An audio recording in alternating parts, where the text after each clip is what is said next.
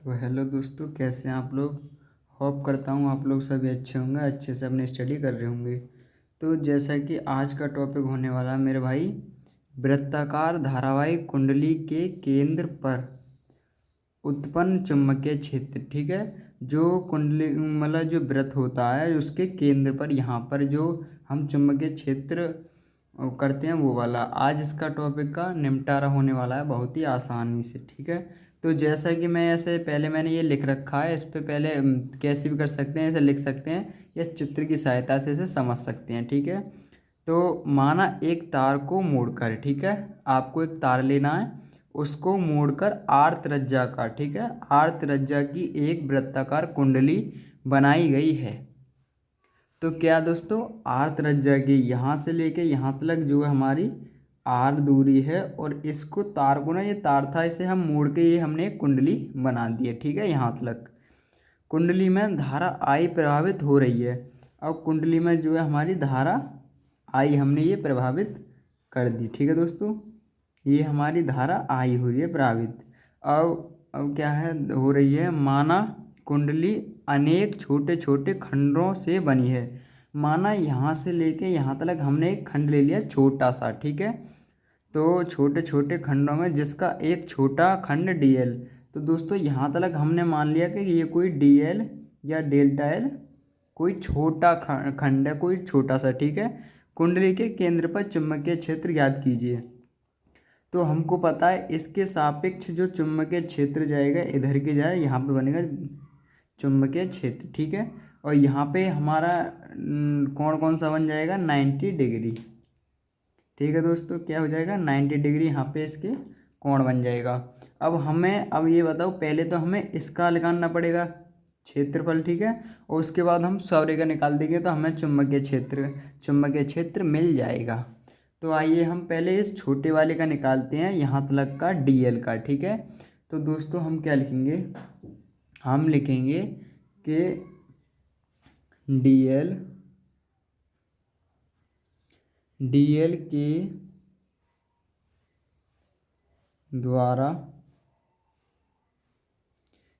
के द्वारा चुंबकीय क्षेत्र।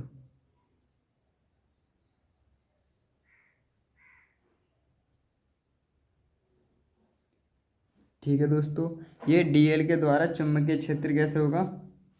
तो दोस्तों ये हमने पहले ही बताया था, तो ये हो जाएगा डी वी बराबर, चुंबकीय क्षेत्र का फॉर्मूला क्या होता है जो मैंने निगमन कराया था, म्यू नॉट बट्टे 4 पाई, और हो जाएगा दोस्तों आई डेल्टा एल साइन थीटा बट्टे आर स्क्वायर। ये मैंने निगमन पहले ही इसका करा रखा है, तो इस सोचने वाली बात कोई नहीं है। ठीक है दोस्तों, यहाँ पे हमें पता है थीटा का मान कितना है, 90 डिग्री। ठीक है, ये रहा थीटा का मान 90 डिग्री।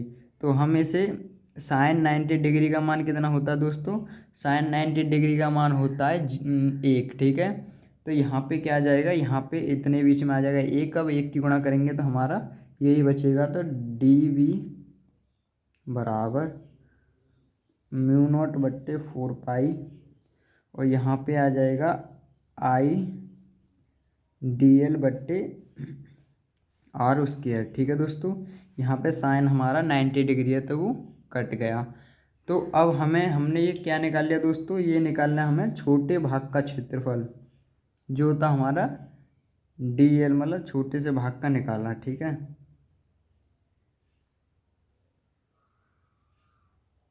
इस वाले भाग का निकाला। अब हमें संपूर्ण निकालने के लिए हमको समाकलन करना पड़ता है। संपूर्ण निकालने के लिए इतना तो आपको पता ही होगा। ठीक है, तो हम संपूर्ण निकालने के लिए क्या करेंगे, संपूर्ण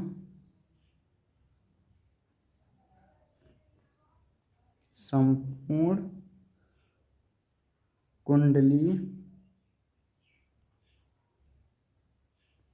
संपूर्ण कुंडली के द्वारा केंद्र पर उत्पन्न चुंबकीय क्षेत्र। ठीक है दोस्तों, अब उसके द्वारा हमको क्या करना पड़ेगा, इसका करना पड़ेगा समाकलन। तो हम सीधा सीधा लिख सकते हैं, हम सीधा सीधा क्या, v बराबर समाकलन इसका dv, और dv का मान कितना है दोस्तों, v समाकलन ये आ जाएगा म्यू नॉट 4 पाई आई dl बट्टे r स्क्वायर। ठीक है, तो दोस्तों लेते हैं न्यू पेज।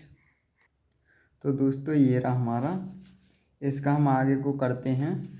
तो ये अब हम समाकलन करेंगे सबका, तो ये हो जाएगा v बराबर, ये हमारा कॉन्सोनेंट है तो ये हमारा बाहर निकल आएगा इतना आई बट्टे आर स्क्वायर।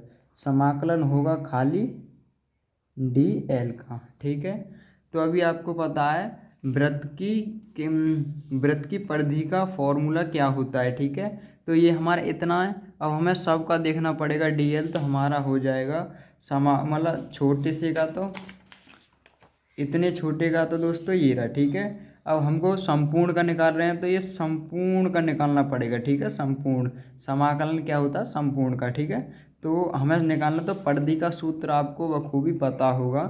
तो परिधि होती है हमारी, यहाँ पे आ जाएगा डी एल बराबर आ जाएगा 2 पाई आर। ठीक है दोस्तों, ये आपको परिधि का फॉर्मूला पता होगा।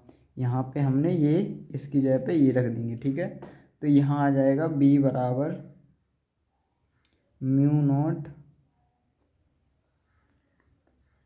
4 पाई, यहाँ पे i है और यहाँ पे r स्क्वायर है, यहाँ पे इसकी जगह पे क्या रख जाएगा 2 पाई आर। ठीक है, अब यहाँ पे कटने वाले कौन सी चीज़ है, ये पाई से पाई ख़त्म दोस्तों, 2 दूनी 4, और एक आर से एक आर ख़त्म। तो बचा क्या हमारा बचा v बराबर म्यू नॉट बट्टे 2, और यहाँ बचेगा आर आई अपॉन आर। ये निकल गया दोस्तों तुम्हारा वैद्युत क्षेत्र केंद्र पर। ठीक है दोस्तों, क्वेश्चन इसी नाम से आएगा, केंद्र पर वैद्युत क्षेत्र निकालिए। तो हमारा केंद्र पर वैद्युत क्षेत्र निकल आया। अब इसी को हम कैसे लिख सकते हैं, इसी को हम लिख सकते हैं b बराबर म्यू नॉट आई बट्टे 2 आर, ऐसे भी लिख सकते हैं। ठीक है दोस्तों, ये वाला इसको ऐसे लिख सकते हैं अच्छी तरह से। एक और पूछा जाता है, अगर उसमें अगर न्यूमेरिकल में अगर n का मान भी दे दिया हो, क्या क्या दोस्तों, n का मान, तो हम उसके सूत्र के लिए अभी बता देता हूँ। तो उसके लिए क्या है, जैसे कि यदि कुंडली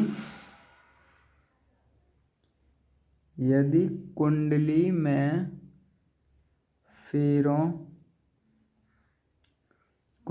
फेरों की संख्या, ठीक है दोस्तों, जिसको हम कहते हैं n हो, तो अगर न्यूमेरिकल में या किसी में फेरों की संख्या का जिक्र हो ना, तो उसके लिए खाली हम n की गुणा कर देंगे, तो n म्यू नॉट आई बट्टे 2 आर। तो ये हो जाएगा फेरों की संख्या के लिए भी चुंबकीय क्षेत्र।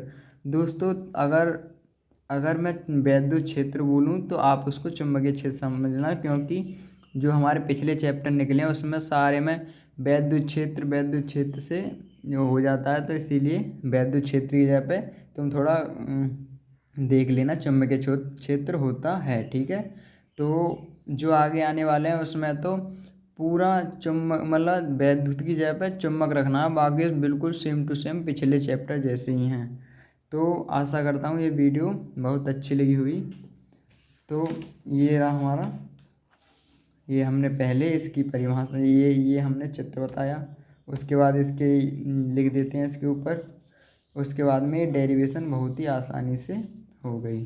ठीक है दोस्तों, तो आप इसे रिवाइज करें, आशा करता हूँ समझ में आया होगा। धन्यवाद।